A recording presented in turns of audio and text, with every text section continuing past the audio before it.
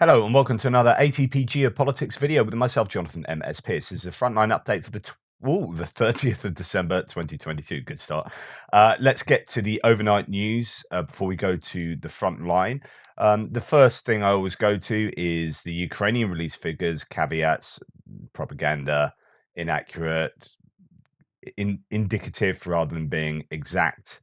And there are no Russian counter statistics, but there you go. Always useful, I find. Anyway, 690 liquidated personnel, so again fairly high. 8 tanks, 12 APCs, 6 artillery systems. So if ticking along there, that's a fairly difficult day for the Russians. 23 UAVs, so drones. That's because prior to the saturation missile attack, there was a drone attack, and then there was also a drone attack last night. I don't know if they've included those figures in this. So last night's figures, 16 drones were taken down, 58 cruise missiles. I'm interested in this number. There were 69 missiles, 54 were taken out in the saturation missile attack. Does that mean that out of 69 of the missiles, 58 of them were cruise missiles? Is that a definite figure there? Were there 11 possibly S-300s? I'd be really interested for an official breakdown of that. 8 vehicles and fuel tanks and 1 piece of special equipment. So we understand why these aerial vehicles are showing a high number, but it's also fairly high, I guess, or marginally above average for the other figures as well. Make of that what you will. So defenestration is a problem in Russia. Don't stand too close to windows. Another person has fallen out. The general designer of the new Angara launch vehicles, Vladimir Nestorov, has died. And Russia is on fire. Big fire broke out near the Rostov-Glavny railway station in Russia. It burned nicely overnight. More than 100 square meters was burned, and locals reported it could be related to military equipment. So, yeah, there you go. These two things are common occurrences: people falling out windows and elements of Russia burning. So what else can I say? Ukraine will receive ATACMS missiles with a range of up to 300 kilometers next year, Foreign Minister Dmytro Kuleba says. But everything will depend on the situation on the battlefield, says the minister. Now, don't think that means that it is definitely on the cards. This is, as far as I can work out, him just saying, yeah, we will get them, but no one's agreed to give them to him. So this is perhaps a bit of bluster, perhaps a bit, just overt confidence that they will get their hands on them. But a lot of people in a pro-Ukrainian side of things on social media have been shouting about this. Yeah. It's not quite what it sounds like. There's no agreement there, but they are confident they are getting them. So what has been a fascinating movement here is that Biden administration is apparently working on doing a deal concerning Bradley fighting vehicles, and there are many thousands of these in storage in the US. These are infantry fighting vehicles. You can put tow missile mounts on top, a bit like Humvees have got a few of these that have been given to Ukraine, that make them pretty potent. These are light. Some people have said that, like in here, Bradleys will provide a major increase in ground combat capability because it is in effect a light tank. One analyst says, and then other people will be saying it's not a tank. Don't call it a tank. You get these tank purists like it's got a gun, it's got a track, but it's not a tank because this is what a tank is, and this is not a tank. Anyway, whatever your theories are on what defines a tank, these are pretty useful. And some analysts are saying actually that this will be more useful than. So here's Mark Hartling, than giving Abrams, so main battle tanks, to Ukraine for a whole set of reasons. So Abrams are really heavy tanks. They might struggle with some of the bridges, but they need a lot of sort of they need a lot of fuel. They're really fuel thirsty. They have a quite a difficult logistics maintenance supply chain, and that is a real stumbling block to getting Abrams seriously into Ukraine. But these would be much, much easier. So Mark Kirtland says, I'm biased. It was my vehicle during Desert Storm, but would agree for a variety of reasons. That is, agree with the idea that I actually think the upgrade of Bradleys over BMP-1, which is what the Ukrainians use as their mainstay for infantry fighting vehicles, might be greater than Abrams over existing Ukrainian tanks. And he says, I agree with this, Mark Hartling, for a variety of reasons: chain gun, tows, so these are a missile system, speed, easier maintenance, smaller crew, better mileage, available vehicles. So they can get an absolute ton of these over possibly. and it might make a bigger difference than giving them a small number of Abrams main battle tanks. So that would be really cool if that does happen. Moving on to sort of other normal kind of news. Overnight, the AFU hit occupied Alchevsk with HIMARS projectiles. Locals reported this was a military base hosting Russian soldiers. So Alchevsk is somewhere that keeps getting hit. It is, to let you know, in between Luhansk and here it is, Alchevsk and Kavdivka. So that keeps getting hit. A number of these places around here because it's behind the lines in the Bakhmut. There is part of this supply to Bakhmut, even though the Russians have said keep our depots over 100 kilometers behind the front line to save us from HIMARS attacks. There are still troop accumulations. You still have to have people there, getting to and from places, and they accumulate in certain areas and then they get hit. The intelligence is fairly good behind the lines, both from satellite and, one would assume, locals. Um, so yeah, Alchevsk has been hit. And lastly, before we get to the front line, air defense down 16 Russian kamikaze drones. So Shahed 136s and 131s, I think, were sent over last night, and 16 of them, I think they were all taken down. Now, Kiev, there's an administrative building on fire in Kiev, but most people are saying that that was the falling debris and the munition from the one that was hit. So that the damage has been sort of secondary.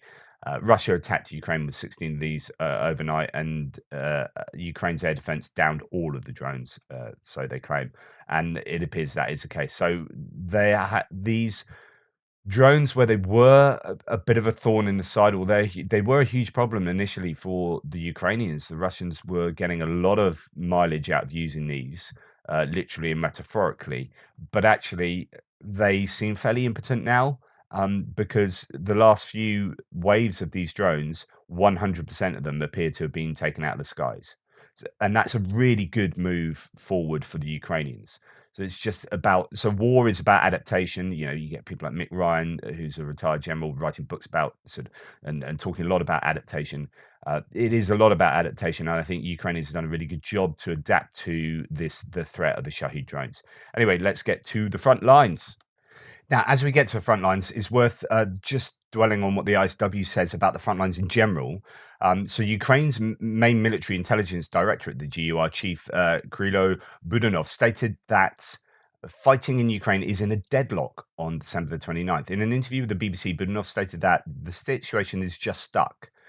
And that both Russian and Ukrainian troops lack the resources or ability to move forward. Budanov stressed that Ukraine cannot defeat Russian troops, quote, in all directions comprehensively, and reiterated that Ukraine is awaiting the supply of new and more advanced weapon systems. Budanov's statement is consistent with certain elements of ISW's December the 28th assessment, which suggested the Russian offensive around Bakhmut may be culminating, and that Russian forces in this area will likely be unable to make operationally significant gains. However, ISW noted indicators that Russian forces may be preparing for a decisive effort, likely of a defensive nature, in Luhansk, which suggests that fighting writ large in Ukraine has not necessarily reached a stalemate. This is pretty fascinating stuff. So this is an acceptance that along the whole front lines, things are broadly at a stalemate, and that both sides, as according to the Ukrainians, do not have the capability and capacity, certainly right now, to make a change to that. We heard that Arestovich, I think it was, or no, Zaluzhny, saying recently that they had one offensive, one big maneuver that they're going to do, that they've just about got enough stuff to do that, but they can't do anything more than that. Maybe this is playing on that. So maybe the Ukrainians do have one thing up their sleeves, and the Russians appear to have something up their sleeves, and there's a lot of talk of it being in Luhansk, not say Bakhmut or anywhere else. So they could, but the ISW says that it could be a big piece of defensive maneuvering, rather than breaking through lines to take the whole of Kharkiv Oblast or so on and so forth. It's like massively supporting their defensive efforts so that they are not going to lose any more land to the Ukrainian counterattacks. But things are difficult.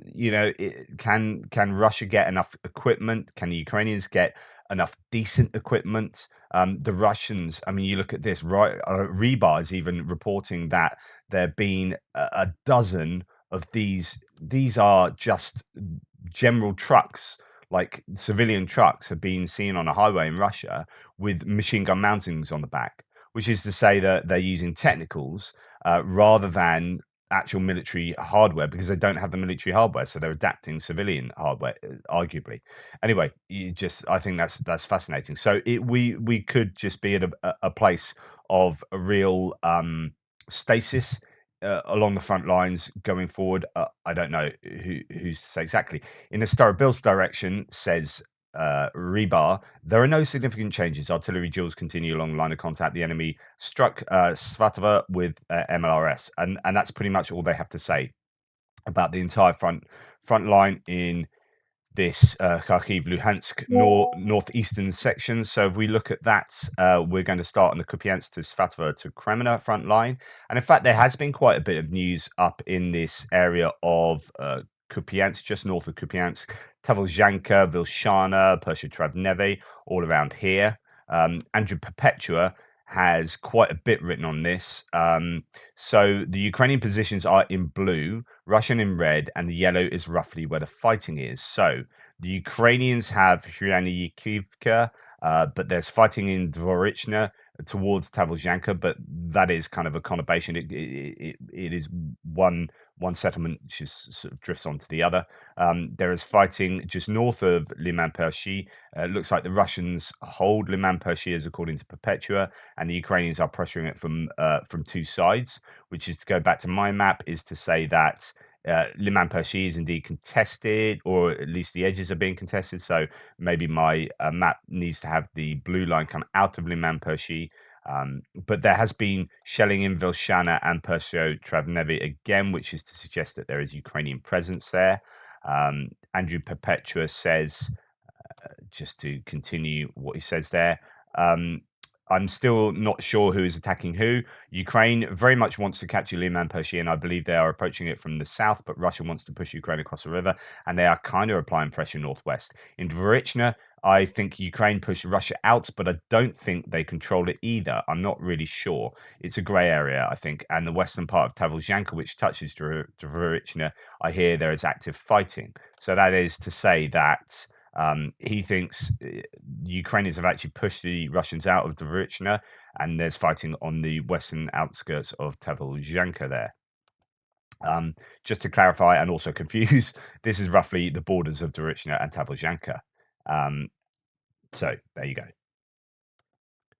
So fighting going on up in that northeastern sector. If we come down further down south, we come towards Svatova, and the usual sort of information around Kuzmivka.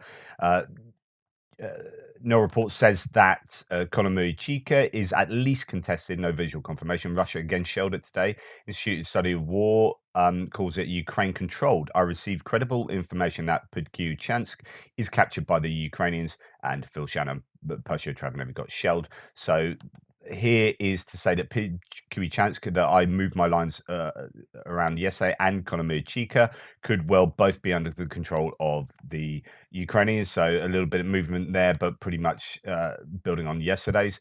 Svatova is very much within sight. And then we have the classic sort of Stena Makivka getting mentioned just up there. Often mentioned Stena Makivka. If we come out a little bit, where have you gone? I'm going mad. There you are, Stamakivka, just to the other side of Kupiansk. So there's fighting around there, as I've said. And then we come down to Makivka, Ploshchanka, Chervonopepivka. Haven't heard anything about this sort of incursion by the Russians here to that, the heights to south of Ploshchanka. Just the usual kind of, repelled attack. So if we look at no reports, he says Deputy Chief Gromov confirmed that the AFU advanced 2.5 kilometers in the Kreminna area. This is likely last week's advance south of Kreminna and Dubrova. AFU repelled an attack on Chervonopepivka, and Ukrainian officials reported that Russia is retreating behind the Krasna River. Okay, so this would be important. The Krasna River is this river that comes down here. If I zoom out a little bit, the Krasna River comes down here, and you have these settlements just sort of behind it or on it. And if they are retreating behind the P66 highway and behind the Krasna River, then they really are taking up sort of defensive positions, which might well allow the Ukrainians to advance to the heights here. So the P66 highway, this is on higher ground, and it sort of drops down to the river below. And there is pressure on Kreminna here. So the ISW has quite a few things to say. Horomov stated that information is circulating among officers of the Luhansk People's Republic Second Army Corps that a significant part of the Second Army Corps will surrender if Ukrainian forces break through the Svatiove-Kreminna line. Now that could be psyops, that could be sort of laying down the information space. But it could also be true. Luhansk Oblast head Serhiy Haidai stated that Ukrainian forces may capture Kreminna by the beginning of 2023. A Russian mill blogger claimed that 1,500 Ukrainian servicemen are currently trying to break through Russian positions near Kreminna from the direction of Torska, Dubrova, and Kuzmina. So this is to say that there are several lines of advance. So Torska would be kind of like a straight-on advance to Kreminna, but also you've got Dubrova here, and you've got Kuzmina down just around where have you gone? There. So very close to Dubrova, not really much difference. But one would assume also from Chervonopipivka just up north as well, they'll be advancing in all directions on Kreminna. So you can imagine people in Kreminna feeling fairly it's an ominous feeling, I guess. Haidai reported that Russian forces are continuing to transfer more equipment and personnel to the Kreminna area, including a substantial number of Wagner Group personnel. ISW assesses the Russian forces are likely preparing for a decisive effort in Luhansk Oblast, although it's still unclear whether this decisive effort is offensive or defensive. And that's what I was talking about before, which is this big sort of build-up in Luhansk of Russian forces, including Wagner. So that's interesting. So they're struggling, possibly culminating in Bakhmut, but apparently still there are Wagner forces operating in Luhansk. Now, this amassing of Russian force could be defensive rather than offensive, as mentioned. So then we kind of move on down to Bilorivka and on towards Bakhmut, but keep an eye on Kreminna. It's going to be happening fairly soon, one would imagine. As we move further down south, not a lot of information on any of the front line between sort of Bilorivka and actually Solidar, although there is no doubt heavy fighting going on. When we look at the general Bakhmut area synopses, Null report says northeast of Bakhmut, Russia made small gains near the Alpha station. Military stopped a further advance. Fighting east of Solidar continues. Russia really throwing in a lot. South of Klishchivka, Russia retreated after being pinned down by artillery. Defmon says, I find it unlikely the Russians will succeed in their aim to encircle Bakhmut and capture it. However, more and more as we go, the offensive potential for both sides will be determined by the production rate of ammunition. And I'm going to come on and talk about that in a second. But he says, as a general synopsis, the Ukrainians repulsed attacks around Solidar, Bakhmutska, Pidorodna, Bakhmut, Klishchivka, and Kodiamivka. Pro-Russian channels report progress around Pidorodna. They allegedly took 2 trenches. This tells us a little about what the Russians consider a victory these days, so a bit sort of tongue-in-cheek. Rebar says very little. In the Bakhmut sector, Russian forces continue to break open the enemy's defences south and southeast of the city. Positional fighting continues in Solidar. So really not too much. And the ISW says the same sort of things, just repelled attacks and whatnot. Maybe a little more effort around Pidorodny as the Russians really want to get control over the highways sort of coming in to Bakhmut. So you've got these roads here coming in. Pidorodny is their best hope, really, of cutting some of these roads. Obviously, Solidar, but then they've got to negotiate a salt mine and get further on. There's open fields here that can often be a nightmare in terms of artillery. But when you're talking about these sort of roads here into Bakhmut, the closer they can get to them, the greater the hassle they can give these roads in terms of fire control and their artillery.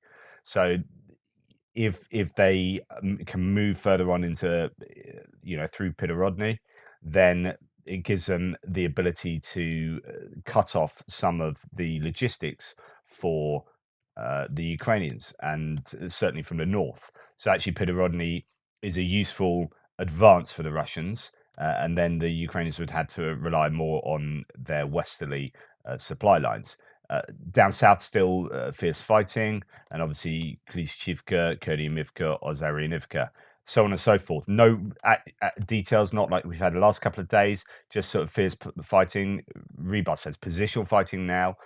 But I want to just dwell on what the ISW talks about here. Some really interesting things in amongst this. And this is furthering their case for Bakhmut being a culmination. And again, I talked to you about this yesterday. It's where you kind of run out of momentum and resources in order to go any further forward. You're not losing, but you're not winning. You're just like, you have nothing left in the tank. And so you just have to take an operational pause to get more stuff before you can continue making serious advances. So what they say here is the rate of potential culmination of the Russian offensive on Bakhmut is likely being expedited by increased demands on already degraded personnel and equipment. So yesterday they were talking about the Russians now using squad-sized groups of troops. So they've gone down from battalion tactical groups, they've gone to company, and now they're working on squad groups of sort of 10, 15 men, sometimes even less than that. So that shows that maybe they don't have the capacity in terms of troops. Deputy Chief of the Main Operational Directorate at the Ukrainian General Staff, Brigadier General Oleksiy,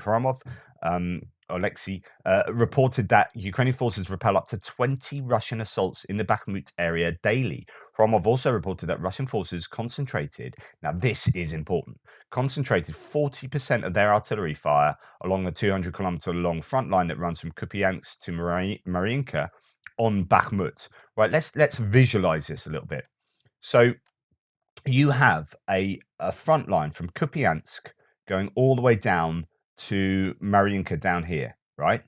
So in all of this front line, 40% of the Russian artillery is concentrated on Bakhmut. Now, if you are running low on artillery, that will therefore most affect the Bakhmut area. But that is just a staggering statistic if true. And I can imagine it is true. I mean, you look at the fields around there, they're just pockmarked. Like, there's so much artillery hammering everywhere around Bakhmut. If you look at the war map, a map of Bakhmut, they said there's no change, but you look at all the pressure being put on Pidorodny, on the east, and even at some of the northern suburbs near Pidorodny, on the south. And then also take into account, this is getting peppered by Russian artillery all the time, and that will stretch. That Russian artillery will be, active around Ozaryanivka, Kurdyivka, Klishchivka, all these places, Solidar, Bakhmutska, Yakovlivka, Berestova, and so on and so forth. 40% of the entire front line, the large part of the entire front line, even down to Kherson and whatnot, is concentrated in this area, and that is devastating for this area, but also is a huge drain on logistics, obviously. Or at least, if anywhere is going to be hit with a shortage of ammunition, it will be Bakhmut. So the ISW continues. Hromov reported that Russian forces deliberately reduced indirect fire in Kherson and Zaporizhia oblasts in recent weeks and delivered artillery rounds to the Bakhmut area to maintain the pace of artillery fire there. That's kind of what I was saying.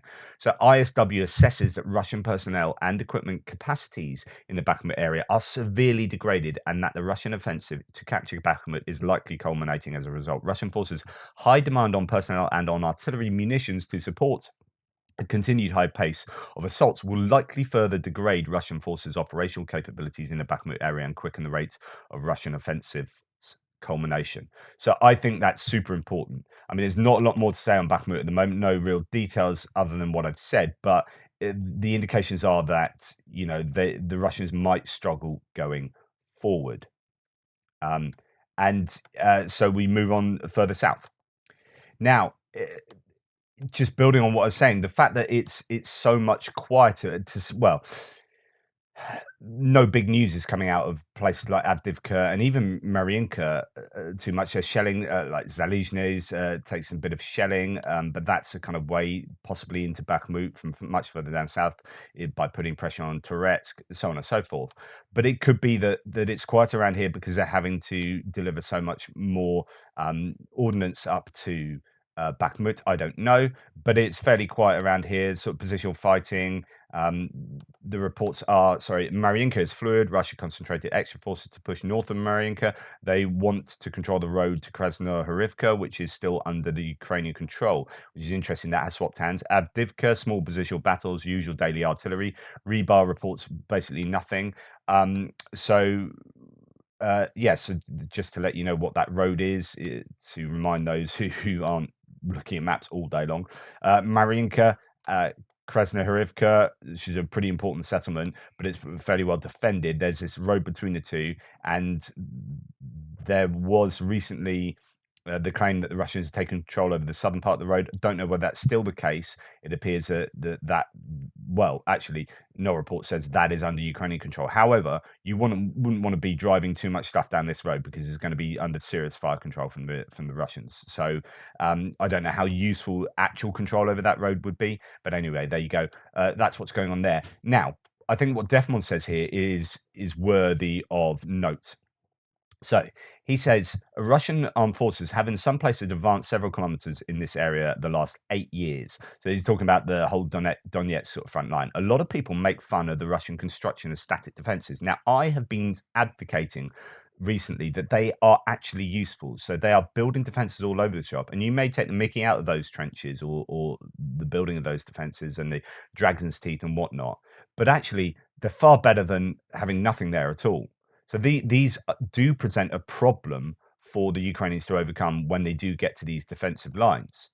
It's not like they are just nothing. You can just walk over them. They're irrelevant. They present a problem. Now it might be that it eventually they might be easy to overcome. You break through in one area and you can come around behind them or whatever. But they are a problem. So Defmon, who's actually been one who has often taken the mickey out of these defenses, actually comes to a realization here. He says a lot of people make fun of the Russian construction of static defenses, but it was pointed out to me yesterday that static defenses are exactly why this front line has not moved in years, in sort of 8 years. These are static front lines precisely because there are trench networks and they are really difficult to overcome. So actually, I think that's an important thing to say there. But other than that, he says very little about what's happening in that whole kind of area. And in fact, we can pretty much come down and just take a look at. So not a lot's happening in Zaporizhia, not a lot in Kherson, other than the usual shelling of areas. The last thing I sort of want to talk about is what Defmon talks about in terms of HIMARS strikes and so on, GMLIS strikes. Ukrainian General Staff reported strikes on Russian positions and equipment in Tokmak, Titova, Chernihiv, Polohi, and Berdyansk. It is obvious that the Ukrainians are systematically targeting high-value logistics and command positions of the Russian forces. There's been this talk that the Russians have adapted to the HIMARS usage. However, in certain areas where you are pretty much always in range of HIMARS, or at least to a large degree, let's have a look at the measurement here. So you've got, say, you're going to place some HIMARS there. How far is your HIMARS range? Well, say you want to be firing to the max amount of range. That's 92 kilometers. So you'll be slightly inaccurate firing there, but 84 kilometers. So anywhere around here is within HIMARS range. So almost at Mariupol, possibly even, I don't know whether you could have, how close can you get to Mariupol from sort of just behind Vuhledar? Oh, look, you can actually hit pretty much Mariupol. There you go. Now, you might not want HIMARS as close to the front line as that, but that goes to show that you can adapt to HIMARS to a certain degree by moving your troops behind or moving your depots behind the 84 kilometer, 90 kilometer sort of range. So back here, but in certain places on your front, in certain places in the occupied territory, you can't move further back. The sea is there, right? So you're going to need some kind of ammunition depot, some kind of a troop or equipment accumulations there, and thus this area is ripe for the picking. Because you've got the sea as a natural barrier behind that, so you can't take your equipment further back. So, what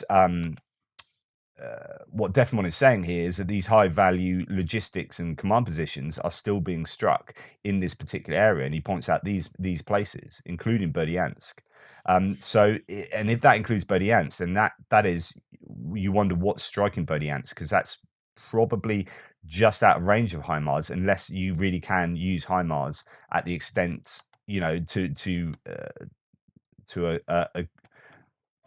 a range that exceeds 84 kilometers, fairly easily. Let's have a look. So actually, Berdyansk there is about 114 kilometers. Okay, let's talk about right on the front line.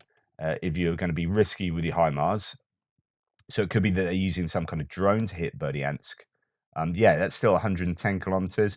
Again, it depends on what you define as Berdyansk. Is it just on the outskirts? In which case, yeah, you can just about hit the outskirts of Berdyansk. So anyway, there are places being hit there that will be causing a whole load of issues for the Russian military project in the occupied territories of this region. So yeah, that's what's going on. Anyway, there is a frontline update. Hope that's useful for you. Just a couple of pointers. I'm doing a live tonight on my Atypical Philosopher channel, but it's like philosophy and history and geekery. If you're interested in that kind of stuff, going to talk about the nativity. If you're interested in that, pop along. But next week, and this will be on my Atypical Philosopher channel as well, I am doing a live with another commentator on the Ukraine war, and it's Dr. Darren Gerdes, who is uh, a conservative Christian, right? And I'm a liberal atheist. And so we are going to be we're going to be talking about, well, how can we agree on Ukraine? Like, what's going on there? Because we disagree on virtually everything else, but we agree on Ukraine. What is it about our worldviews that lead us to the same conclusion here? And, what can we learn from that? So, and talk about Ukraine and whatnot. So I think that's going to be a fascinating live. It's going to be, I don't know what direction it's going to go in. It could go down a philosophical, the political, the military strategic. But please pop along to that. I think that's next Wednesday, 9:30 GMT, so UK time, but whatever time around the world you are, please pop along. Anyway, thank you so much for all your support. Thanks to all the members who have joined the channel, and I really appreciate everything you do to help this channel be what it is. Please like, subscribe, and share. And in the meantime, stay safe, and I'll catch up with you in my Ukraine War Update Extra.